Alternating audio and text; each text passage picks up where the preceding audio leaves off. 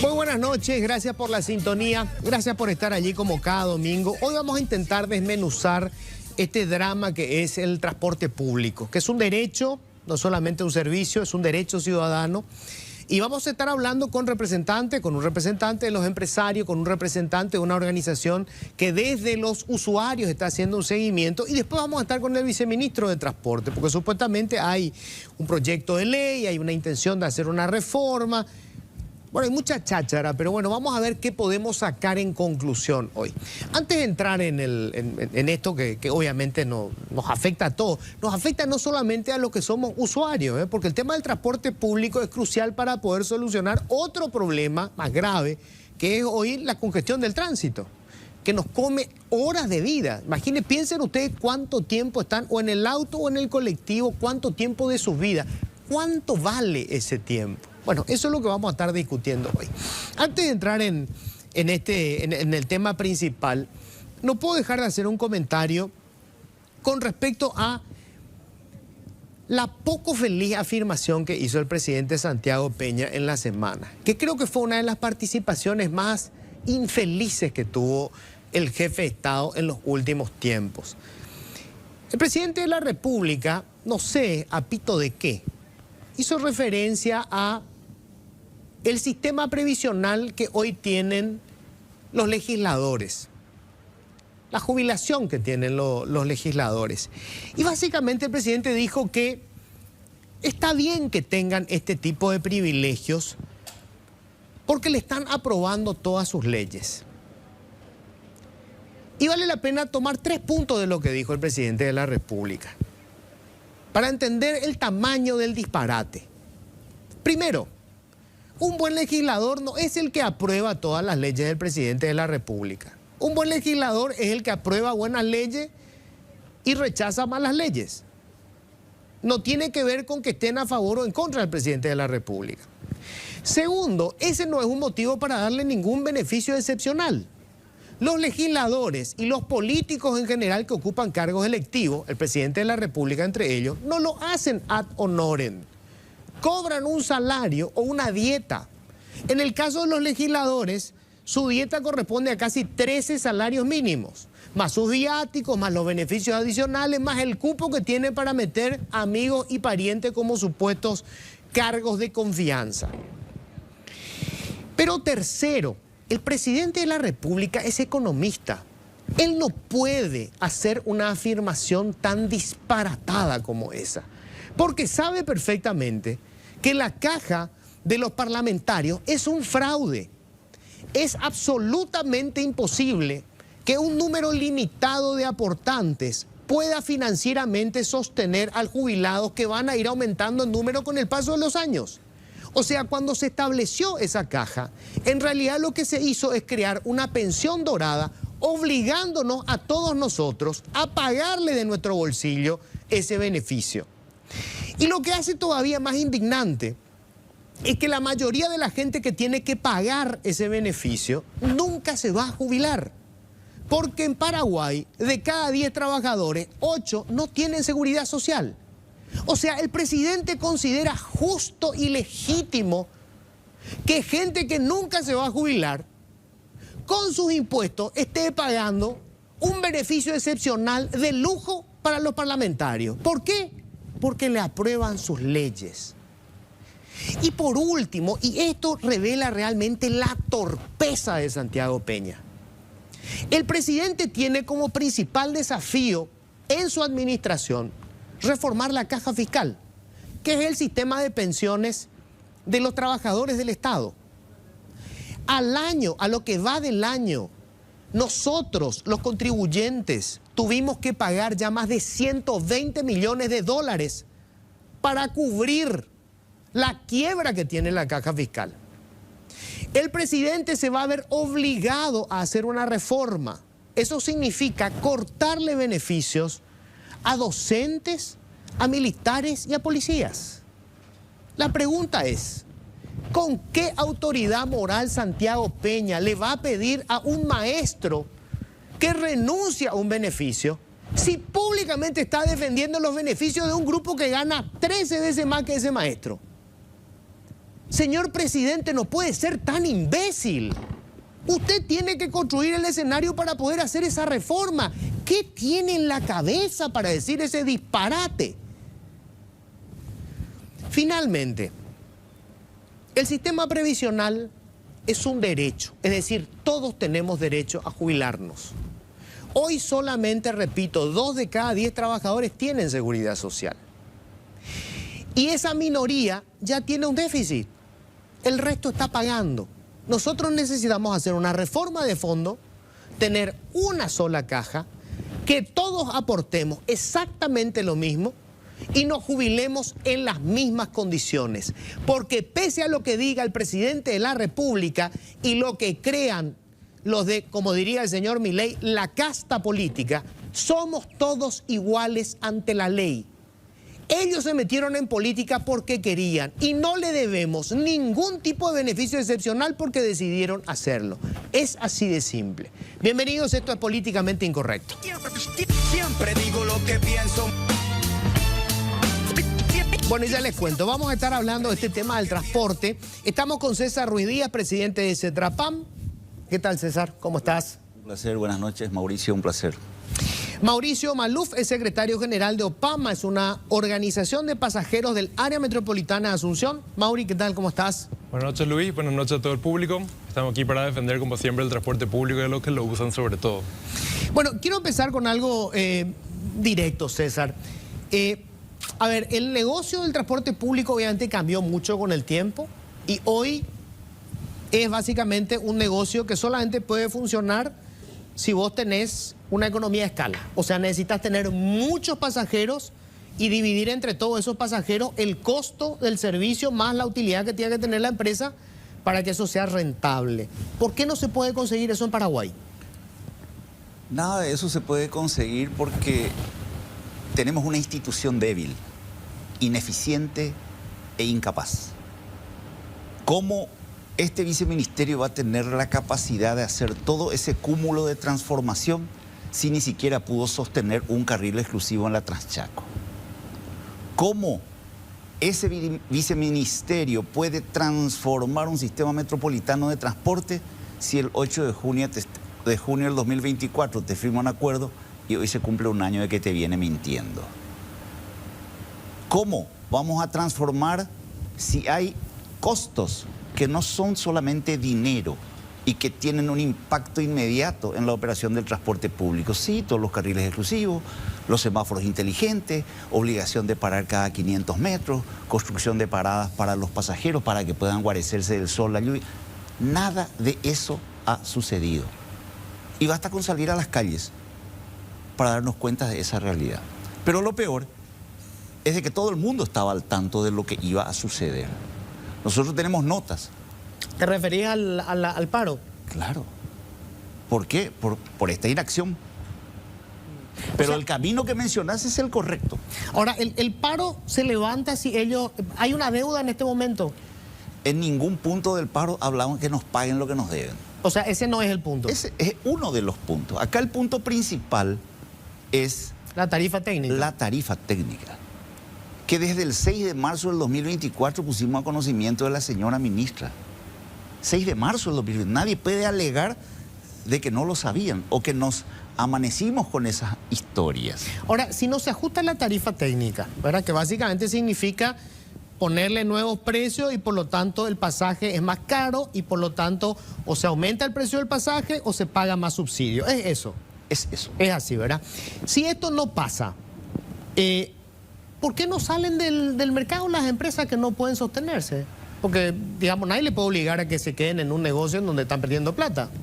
Nosotros en el año 2021, inclusive, habíamos presentado una oferta. En aquel entonces el ministro era, tengo entendido, el señor Arnoldo Bin, si la mente no me falla, donde le dijimos, sentémonos en una mesa y que el Estado se haga cargo de la operación del transporte público.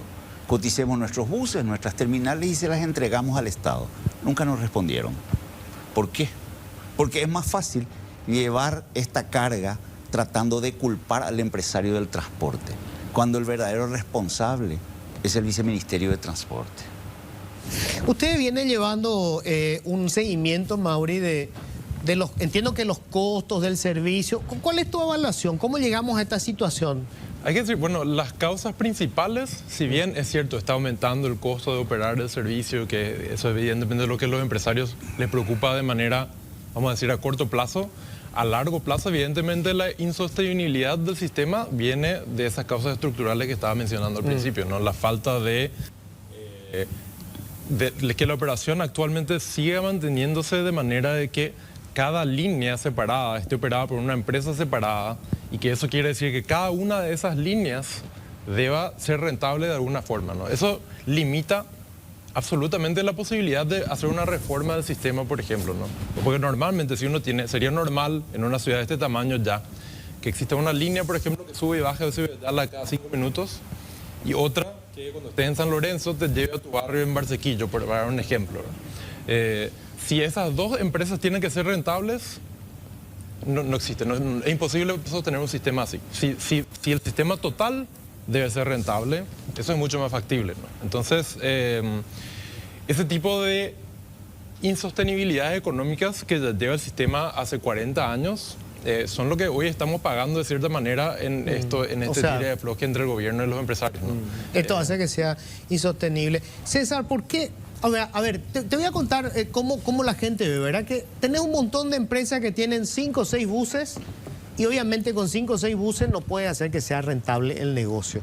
¿Por qué no se pueden fusionar estas empresas y que tengan 100 buses o no sé, 500 buses para que pueda ser rentable el negocio? Hoy tenemos empresas que la que menos tiene 20 buses, la que más tiene unos 150. Pero en el entendimiento de lo que bien explicaste, de modo a asumir con la economía en escala, entendemos que las empresas se van a consorciar. De hecho, ya lo hicieron ahora. La que se presentó para la licitación de los buses eléctricos es un consorcio que es la unión de 2 empresas de transporte, de modo a que puedan tener mayor espalda para poder operar. Sabemos que ese es el camino, entendemos perfectamente esa evolución financiera que se tiene que tener. Nuestra preocupación y quebranto es qué hacemos en esta transición, porque la ley se va a aprobar, eso es indiscutible, y no tenemos objeciones a que se apruebe. Es más, hemos trabajado bastante en los ejes de esa ley, de modo a dar una opinión de lo que nosotros pensamos que debe ser para que pueda ser aplicable. Pero es una ley que va a tardar de 3 a 5 años. ¿Qué hacemos en ese lapso de tiempo ante esta ineficiencia que tenemos? La ley habla del fideicomiso, habla de que se van a separar los activos, alguien va a ofrecer los buses, alguien va a ofrecer la terminal, otro va a hacer la operación, se va a garantizar. Soporta cualquier cosa. Pero ¿alguien se preguntó cuánto va a costar la implementación de esa ley? Nadie. Y si hoy no hay capacidad presupuestaria para honrar lo que deben, hablo del sector transporte, ¿cómo lo van a hacer para tener de una ley que habla de compra de 1000 buses? O sea, vos decís que esto que es un verso porque en realidad no existe la plata para llevar adelante la reforma. Y hoy no existe la plata para pagar el subsidio que ellos mismos crearon. No te olvides que el subsidio es una decisión política, no empresarial. Es algo que le obligan al empresario a firmar un contrato para que pueda cobrar el subsidio. ¿Por qué? Porque políticamente hace que la gente pague un pasaje bajo. Pero no se da cuenta que eso es un boomerang peligrosísimo como ahora está eclosionando. Ahora, César, la versión del gobierno y del viceministro de Transporte, y creo que también lo escuché al ministro de Economía, Carlos Fernández, es que este paro es la resistencia de ustedes, los empresarios del transporte, a la reforma. No tiene nada que ver. Eso es algo que el viceministro intentó plantar a través de un medio periodístico el día de ayer, creo que fue. Y esa es la mentira más burda que puede existir. Es más, nosotros tenemos notas donde le presentamos todas nuestras ponencias. ¿Y sabes qué nos respondió? Gracias, todo lo que ustedes respondieron está a cargo de asesoría jurídica. Ni siquiera una invitación para debatir, para analizar, para construir en conjunto. ¿Por qué? Porque no hay visión dentro de ese viceministerio. No existe. ¿Qué es lo que ha hecho a lo largo de 2 años que asumieron? absolutamente nada, salvo alimentar la quiebra de empresas que se fueron, como la 29, la 21, la 2 y 7. ¿Y cuál crees vos que es el objetivo? ¿Que vayan quebrando y reemplazar por qué? ¿Empresas de afuera, internacionales? Pero y pueden reemplazar por quien quieran.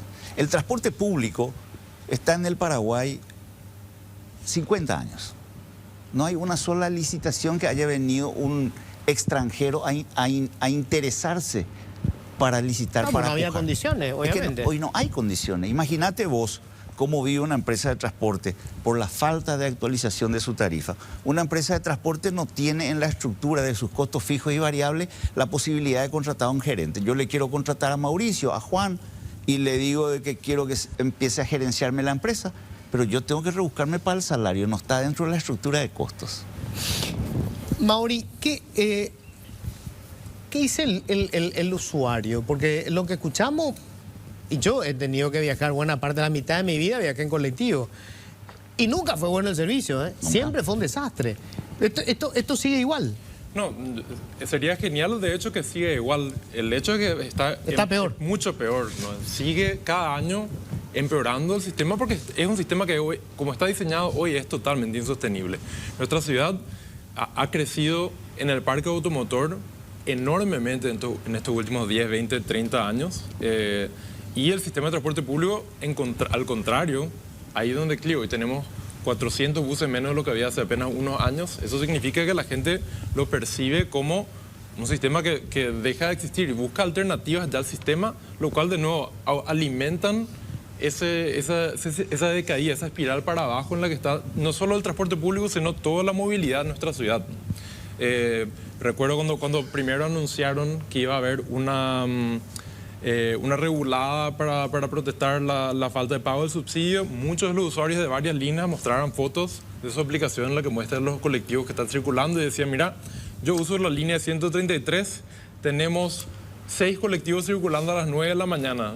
Para mí que ya empezó la regulada, ¿verdad? Eso es lo que la gente percibe, esa decaída del servicio que estamos experimentando ya hace muchos años, que empezó a caer en picada realmente a partir de la pandemia, sobre todo, ¿no?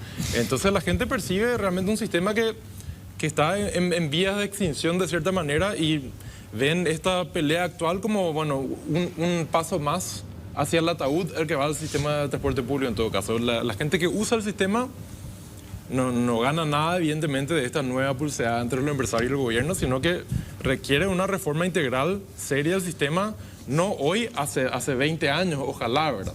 Pero tendremos que empezar a movernos ya en una dirección que cambie radicalmente el servicio para que sea algo que corresponda al tamaño que tiene hoy nuestra ciudad, sobre todo.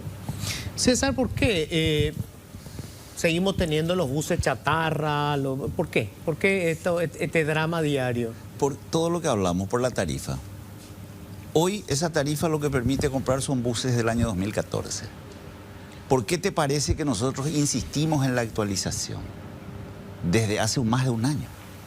Pero empezamos a pujar un poco más fuerte desde junio del 2024. Inclusive le recomendamos a la ministra que haga una contratación internacional a una empresa que es la que fija los precios de los pasajes en la República Federativa del Brasil, y es la Asociación Nacional de Transportes Públicos, donde todas las gobernaciones de los estados de la República del Brasil contratan a esa empresa para que les diagrame y determine lo que tiene que ser la cuestión tarifaria a fin de generar la sostenibilidad en la prestación del servicio.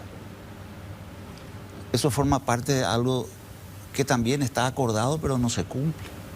Entonces la degradación es muy acelerada, a tal punto que, como ya lo dije, podemos convertirnos en la primera ciudad latinoamericana en quedarnos sin transporte público de pasajeros. Porque esto es insostenible, esto no va.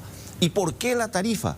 Porque también nosotros le pedimos por nota algo muy grave: detener la manipulación de la tarifa. ¿Por qué la manipulación? Y porque la manipulan.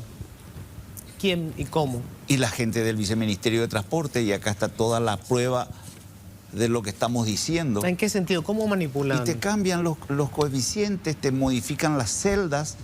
Entonces esa celda que está allá no suma con la otra. Habrán pensado que nosotros íbamos a cerrar los ojos y a firmar. Lo que hicimos fue auditarla, y hoy más temprano que tarde, él o los responsables tendrán que buscar las explicaciones legales sobre esto. En junio del 2024 le pedimos la documentación que avale los cambios que hicieron. Hoy, julio del 2025, no tenemos respuesta. ¿Te parece que podés construir algo así? De ninguna manera. ¿Cuánto debería...? A ver, ustedes tienen, supongo, algún cálculo. Porque acá lo que estamos hablando es cuánta plata tiene que poner el Estado. Eso es, porque al final el ajuste de la tarifa técnica significa que el pasaje cuesta más caro de lo que está costando hoy y la diferencia o se ajusta y paga el pasajero o paga el Estado a través del subsidio. ¿Cuánto? ¿Cuánto por mes debería costar? No existe un número porque lo que tenemos que hacer es actualizarla con esos manuales. Actualizarla con esos manuales. Ahora vos me decís un número y yo te digo un número a nivel regional, están los $2. Por supuesto, tiene una calidad de transporte que envidiamos. Sí. Pero se pagan $2. $1 paga el pasajero, $1 pagan de subsidio. Hoy para nosotros eso es inviable, para nuestra gente, para nuestro salario, para nuestro nivel de salario de nuestra gente, es inviable. Entonces tiene que haber un proceso que consiste en la optimización de los diseños para el transporte público. Pero ¿qué pasa, Luis? El Paraguay tuvo el proyecto MAVA, el proyecto del Plan Comi, el Citibus, el Metrobús. Ninguno de esos planes pudo sortear al siguiente gobierno. ¿Y sabes por qué? Porque no se lo toma como una política de Estado para visión de su ciudadanía, de las 300.000 personas que movemos por ella. Y eso es lamentable. Cada vez menos gente usa el transporte público. Así es, el estudio de movilidad del INE decía en 2021 que era 17% de las personas del área metropolitana que utilizaban el servicio de transporte público. De hace 3 décadas que éramos 2/3 los que usábamos principalmente el transporte público para movilizarnos en la metropolitana. Eso, de nuevo, refleja y es al mismo tiempo causa el declive en el sistema del transporte público, ¿no? Menos gente usando significa menos gente también financiando ese sistema de transporte público, lo cual también causa esta ineficiencia que, de nuevo, el subsidio o la tarifa tiene que crecer porque son menor cantidad de personas los que están utilizando ese servicio que lo pagan. Eso disminuye entonces la eficiencia por kilómetro de cada empresa que presta el servicio, ¿no? Creo que hoy son poco más de 70.000 personas las que están usando el servicio, ¿no? No, de la área metropolitana. Del área metropolitana, sí, área metropolitana. Serían más, son 600.000, algo así. ¿Cuánta gente usa bien el servicio? Personas 350.000, lo que representan unas 600.000 validaciones de lunes a viernes. Ese es un análisis en base a un promedio de 1,5, 1,7. Porque la gente calcula un ida y vuelta, pero no se da ese fenómeno. A veces alguien me lleva y vuelvo a un colectivo, a veces voy en colectivo, me trae alguien. Entonces el promedio es 1,7. Pero se está perdiendo usuarios. Pero totalmente. 1.200.000 usuarios antes de pandemia. Hoy tenemos 350.000 personas. La movilidad cayó con la pandemia, no solo acá, en el mundo. Pero se tomaron medidas, como para lo que viene explica Mauricio. Cuando yo tengo menor cantidad de pasajeros, mi tarifa sube. Cuando tengo muchos pasajeros, mi tarifa baja. Entonces, ¿por qué no se tiene la visión de generar carriles exclusivos para que los colectivos vayan más rápido, para que la gente pueda llegar rápido a su trabajo y opte por ir en transporte público? Sí, eso va a permitir la suba de la cantidad de pasajeros y va a disminuir el precio de la tarifa. Ahora, ¿cómo van a garantizar que mejore el servicio? Porque te digo, por ejemplo, César, vamos a suponer que se subsidie más, ok, y hay carriles exclusivos, pero yo no voy a dejar todavía mi vehículo para venir en un colectivo por las condiciones que tienen los colectivos. ¿No? Es más, hasta pagando más, podría pagar, igual pagando más sería más barato para mí que tener que usar mi auto para venir. ¿Sabes cómo? Con la previsibilidad. La previsibilidad es lo único que necesita el sector privado. Pero si hoy yo no tengo previsibilidad en mi tarifa, ¿cómo me puedo ir a hablar con el banco para poder traer vehículos 0 kilómetros? Si estoy teniendo problemas para cobrar lo que me deben de lo que se comprometieron. Entonces tiene que haber una conversación seria y con gente que no miente. Porque nosotros, nuestra confianza ya fue retirada del Viceministerio de Transporte. Afortunadamente mañana tenemos una tripartita con el Ministerio del Trabajo, que sí es gente que consideramos seria. ¿Cuál es la propuesta que ustedes tienen alguna propuesta, Mauri, de qué hay que hacer? Hay muchos planes. Desde 1984 que tenemos planes de reforma del transporte público, ¿no? Que proponen del sector privado, que proponen de cooperación extranjera. Nunca fue el problema realmente falta de planes técnicos de qué hacer, ¿no? Todos sabemos y todos dicen lo mismo. De hecho, de 1980 y tanto dicen exactamente lo mismo. ¿Y qué es lo que no se hace? Tenemos que pasar una transición a un sistema troncal y ramal con transbordo entre las líneas que pasan por las avenidas principales y las que pagando un solo pasaje. Pagando un solo pasaje. Entras al sistema y salís del sistema. Exacto, cuestiones de carriles exclusivos, también algo que se dice hace décadas. Y de nuevo, siempre todos estos planes tienen una visión. Esto es lo que ocurrirá si es que nadie hace nada. Este va a ser el declive del sistema de transporte público, este va a ser el declive en el tiempo de viaje para todos los que viven en el área metropolitana, porque obviamente va a aumentar el tráfico, ¿verdad? Mientras hay un declive en el transporte público, aumenta el tráfico, se hace más lento todo el tráfico para los que usan auto y como sobre todo también para los que usan transporte público, ¿no? Porque un colectivo se va a la mitad de la velocidad de lo que se va a un vehículo particular, ¿no? Todos esos planes tenían un escenario, entonces, ¿qué pasa si no se hace nada? Y es exactamente lo que viene ocurriendo hace 40 años desde que se presentó ese primer plan. O sea, lo que ocurre es, no se hace nada, no se implementa ninguna reforma del transporte público, las que se intentan son un fracaso absoluto, como fue el caso de Metrobús, ¿no? Y mientras tanto, son los pasajeros los que sufren, ¿no? Lo que tienen que esperar cada vez más en buses cada vez más estartalados, y esperando casi, no sé, que deje de existir el transporte público antes de ver una posibilidad real de una reforma, ¿no? Hay una propaganda de moto hasta hace poco, no sé si sigue habiendo, que decían las paradas, a nivel ¿no? Y era propaganda de moto, ¿verdad? Claro. Deja de esperar el transporte público, comprarte una moto, solucionar tu problema. Claro, pero no soluciona el problema realmente, le facilita la previsibilidad precisamente de que puede salir a la hora que quiere de su trabajo o de su casa al usuario de esa moto, ¿verdad? Pero al sistema no le soluciona nada, al contrario, tenemos un sistema más atascado, con menos gente usando el transporte público, y dificulta aún más la solución, porque como bien decías, es cierto, no es tan fácil la transición a una persona que ya se acostumbró a usar el vehículo particular, volver al transporte público. Ya hizo una inversión grande en ese vehículo que tiene, va a tener que mejorar mucho más. Cuanto más gente tengamos fuera del transporte público, mucho más va a tener que mejorar para que la gente diga, ahora voy a volver. Va a tener que ser más rápido, va a tener que ser mucho más barato, va a tener que ser fácil de navegar sobre todo, ¿verdad? Hasta hace poco había que tener un PhD en itinerario colectivo para poder subirse. Claro. Ahora tenemos algunas herramientas tecnológicas para que sea un poco más fácil. Eso es por lo menos un punto a favor de destacar del gobierno actual, que por lo menos eso estuvieron invirtiendo algo en la navegabilidad del sistema, ¿verdad? Pero un grano de arena sobre el mar de reformas que hace falta hacer para el sistema de transporte público se vuelva realmente una opción que la gente quiera volver a usar, ¿no?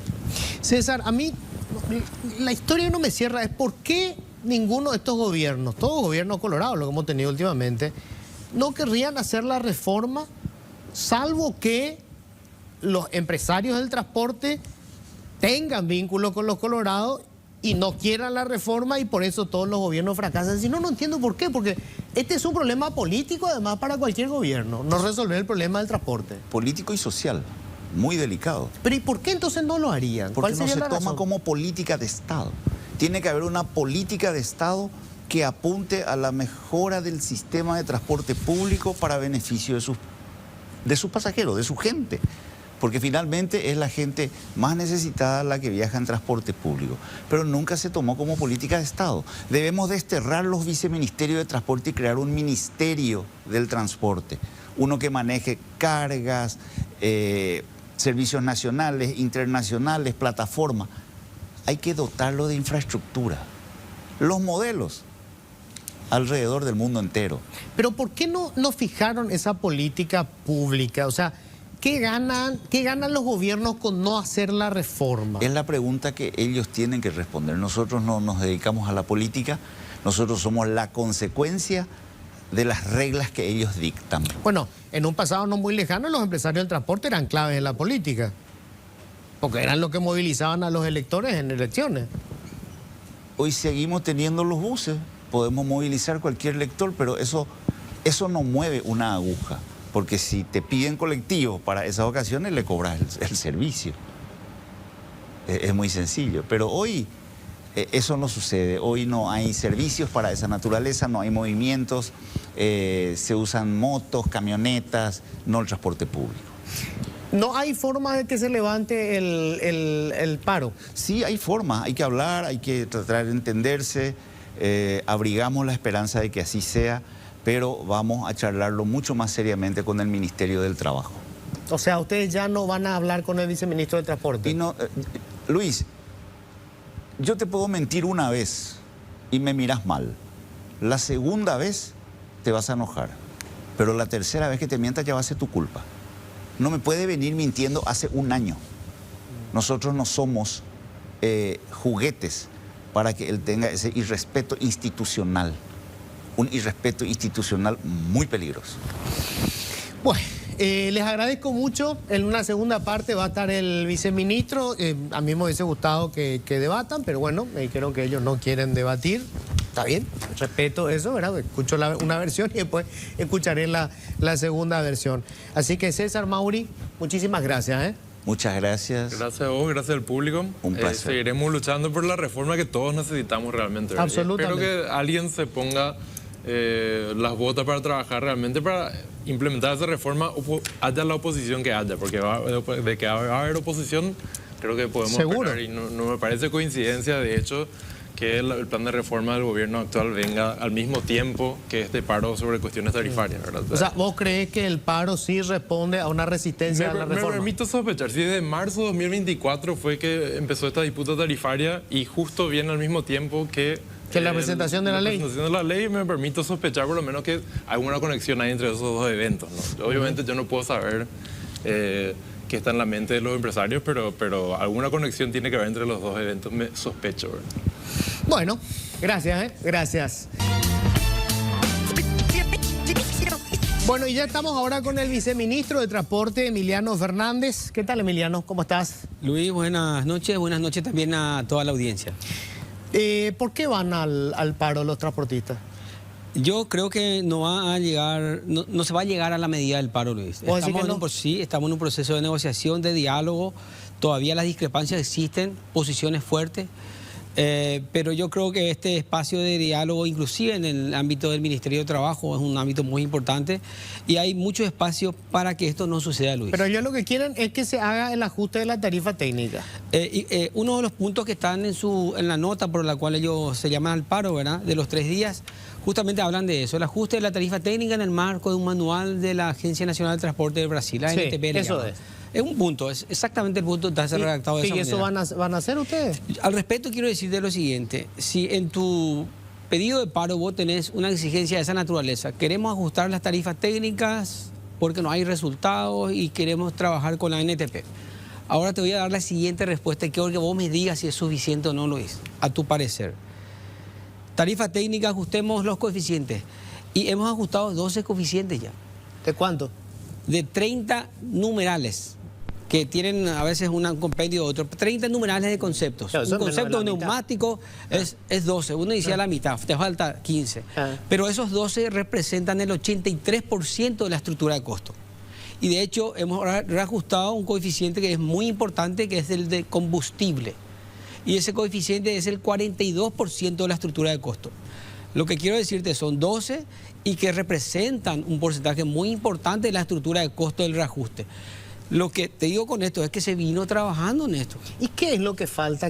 O sea, vamos, yo no quiero son saber... muchos coeficientes. Sí, pero debe haber algo que debe ser la clave de por qué ellos ahora están con la amenaza del Todos los paro. coeficientes son la clave de todo, porque cada coeficiente puede generar un impacto que eleve la tarifa técnica. O sea, ellos lo que quieren ahora es recibir más dinero, ya sea por el lado del subsidio o por el lado de un ajuste del precio del pasaje. Hoy estamos hablando de un coeficiente, para darte un ejemplo, y esto es dinámico, se van ajustando los coeficientes. O sea, y quiero terminar esta idea, porque es importante, Luis, terminar esta idea, y porque yo creo que son elementos que ayudan a levantar el paro, y porque creo que es desproporcional una medida de un paro.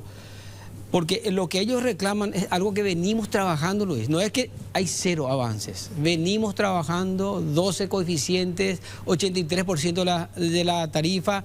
Este trabajo no se hace esporádicamente, se hace en el marco de una institucionalidad. Cuando yo hablo de institucionalidad digo que hay una mesa técnica de técnicos que se reúnen, que se creó en este gobierno por una resolución del ministerio. Hay un consejo asesor de tarifa creado por un decreto, o están los instrumentos institucionales y ambos están vivos, funcionan. Pero ¿y si está todo? ¿Cuál es el problema? ¿Por qué ellos quieren hacer el paro? O sea, ¿qué es? ¿Es la resistencia? ¿Ustedes van a presentar la ley la próxima semana? Sí, eso es lo que se está trabajando, estamos en los ajustes finales de eso, Luis. ¿Cuántas empresas del transporte hay hoy? 36. ¿Cuántas tienen que quedar? Y tendrán unos 7 o 8, depende de los corredores que finalmente decidamos licitar, pero serán unas 7 o 8 empresas. O sea, la mayoría de las empresas del transporte que están hoy van a tener que desaparecer o fusionarse. Yo creo que la palabra es o fusionarse, o también tenemos una alternativa que ponemos en la ley de la transición, o si ellos no quieren fusionarse pueden alquilar sus buses, lo que están bien para el nuevo licitador, así como el que gana la licitación va a comprar buses nuevos, los buses que están bien y que todavía no terminaron se pueden alquilar al que ganó, una estrategia, o esos buses podemos llegar en uno de los otros lugares itinerarios donde hace falta. Esa es la estrategia que le damos a lo que están hoy, lo que nos gana la licitación.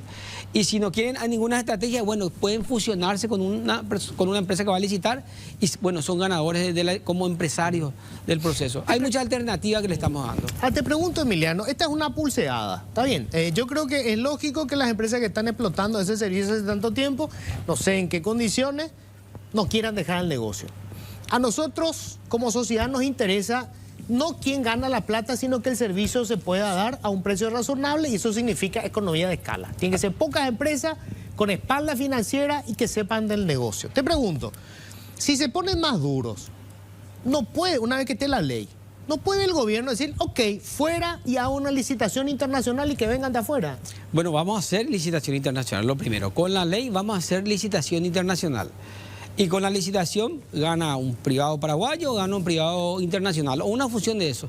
Lo que vamos a hacer con la ley es vamos a hacer que legalmente se tenga la necesidad de que se consorcien o salgan del sistema. O alquilen sus buses o vayan a otro itinerario o se consorcien. ¿Cómo le vas a obligar a eso? Con la ley, Luis. Por eso te decía que la ley es muy importante para iniciar estos procesos. Hoy yo no le puedo obligar a nadie, salite y te saco. ¿Y por qué todavía no enviaron la ley? ¿Cómo? ¿Por qué todavía no enviaron? Se está enviando. Realmente son muchos procesos de ajuste. Estamos en la etapa final de ajuste jurídico y se va a enviar. El presidente... En julio del año pasado me dijiste, Emiliano, que en julio comenzamos a... quiero un poquito poner en perspectiva, esto no es una excusa, simplemente quiero contar el proceso, Luis. Cuando yo comencé no había 0 letra de la ley, Luis. Y la ley no se hace de la noche a la mañana. Pero llevó un año. No. La ley lo pusimos, lo finalizamos y antes de llevarlo al Congreso, por pedido de la sociedad, de los transportistas, de los trabajadores que nos dijeron, queremos leer tu ley íntegra antes de que envíe el Consejo. Pero ahora está en el Ejecutivo. ¿Cómo? Ahora está en presidencia. Ahora está en presidencia para entregarse. Entonces hicimos una socialización de 2 meses, Luis, con muchos aportes, los cuales de vuelta hay que volver a leer, hay que escrutar su pertinencia o no y transformar de vuelta ese documento que en diciembre hicimos un proceso de redacción, tuvimos que irnos a varios países para hablar con varios profesionales, hablamos con muchos sectores, redactamos de cero, desde la A, desde el título de la ley hasta el final de lo que está hoy. Hicimos la socialización en diciembre por 2 meses y de vuelta todo lo que la gente aporta hay que incorporar. No podemos hacer a la ligera algo tan importante, tan potente para fracasar, Luis. Entonces, llevó su proceso.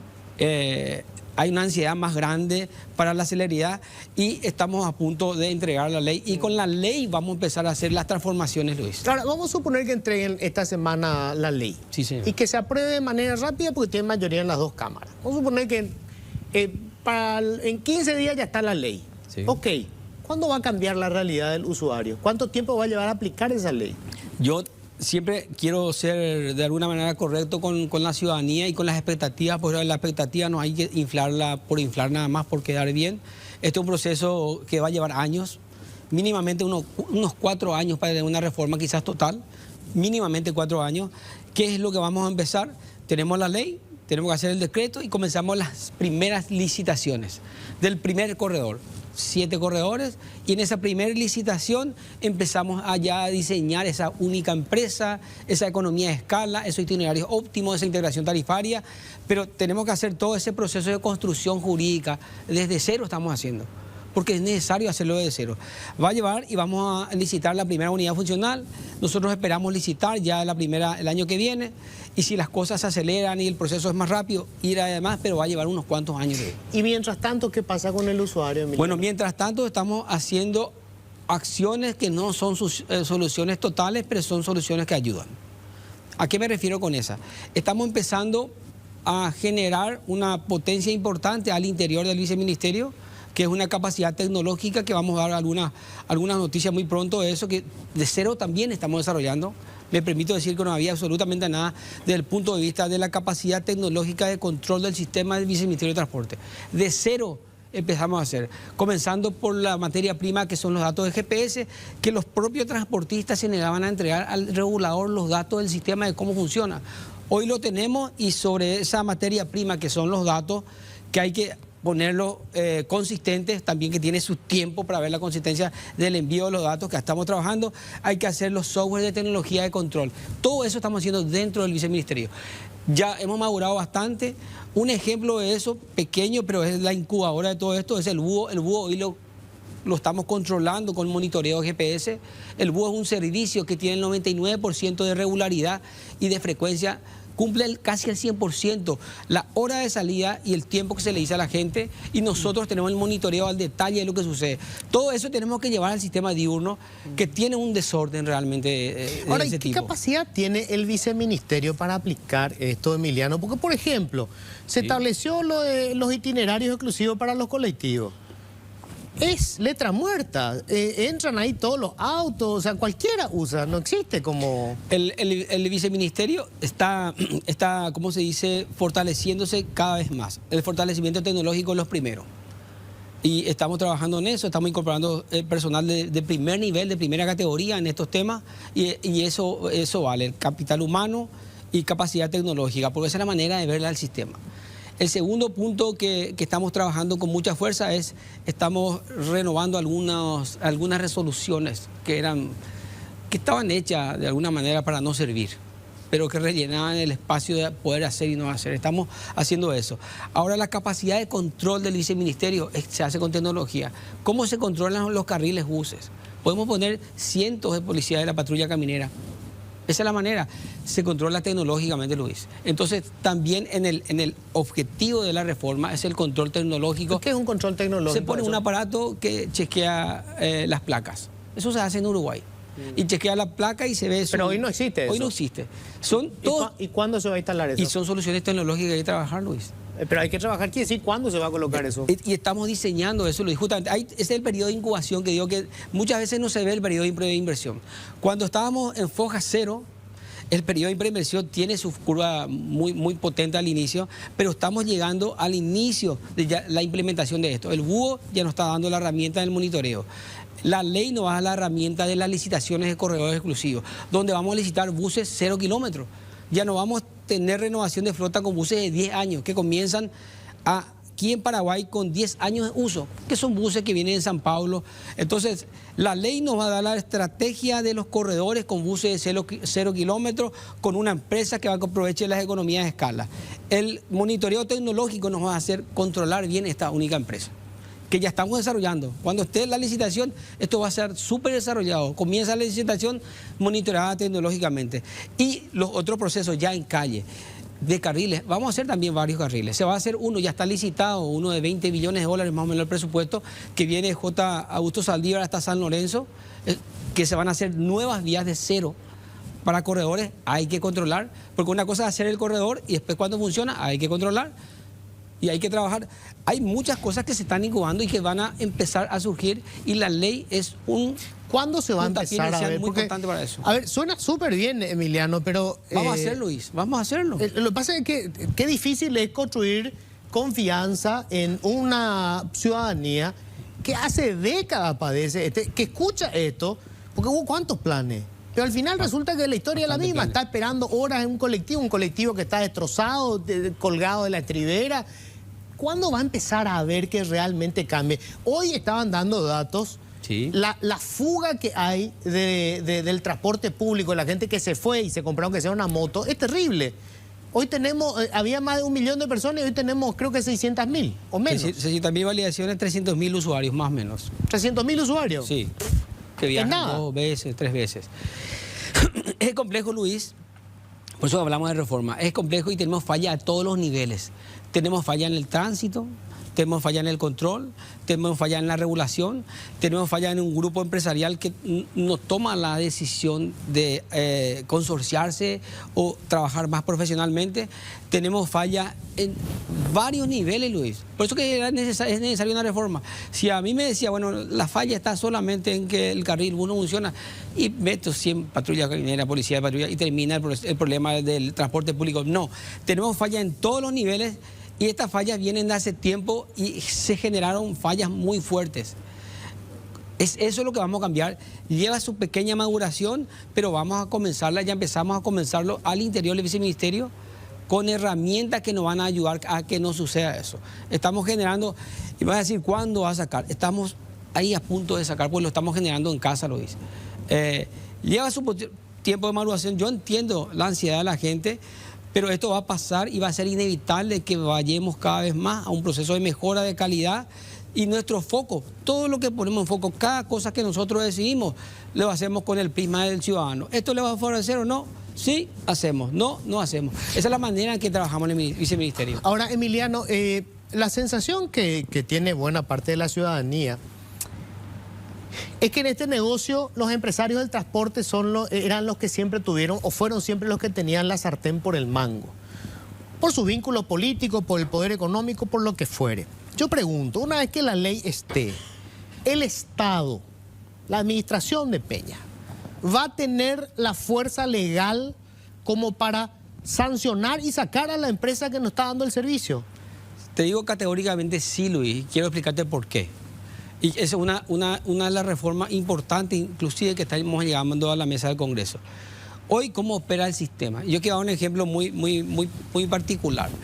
Cuando nosotros jugábamos partidos ahí en la calle, cuando era de arena, la calle frente a nuestras casas, hoy ya es distinto la ciudad, ¿verdad? Pero en aquel tiempo, que no había mucho tránsito, bueno, siempre había uno que era el dueño de la pelota, Luis. Él tenía que jugar, ¿eh? Y si por ahí se enojaba, ¿qué hacía ese dueño de la pelota? Agarraba su pelota, se iba y nadie más jugaba. Terminó el partido. ¿Qué es el paro, Luis? Hoy el modelo actual tiene empresarios que son dueños de los buses, de la pelota, Luis. Son dueños de los itinerarios. ¿Por qué digo dueños? Porque hace 30 años participaron de un proceso de licitación y ahora ya nadie los puede sacar de ahí, porque las renovaciones son automáticas.